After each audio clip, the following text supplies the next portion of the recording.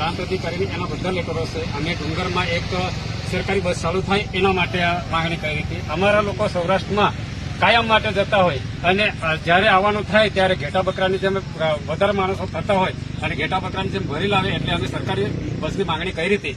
પણ અમને સરકારી બસ ના મળી એટલે અમે પ્રાઇવેટ બસની માંગણી કરી. ત્યારે અમને અહીંયા આગળ શીરા ચોકડી આગળ રોકીને જે તે આગલા લક્ઝરીના માલિકો છે એમણે રોકીને અમારી જે પ્રાઇવેટ બસ માંગી હતી એને તિલકવાડા રોકી દેવામાં આવી છે અને જે તે માલિકને પોલીસ સ્ટેશને લઈ ગયા છે. અમે બધા અહીં તિલકવાડા ચોકડી પર ઉભા છે 40 થી 45 લોકો.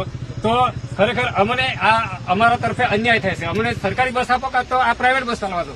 અમારી એટલી જ માંગ છે. તમામ લોકોની આ રજૂઆત છે. કાઠિયાવાડથી લોકો એમ કહે છે કે તમે આ ડુંગરમાં એક બસ ચાલુ કરો. એક બસ ના આવે અને અમારા લોકોને ખૂબ તકલીફ પડે છે.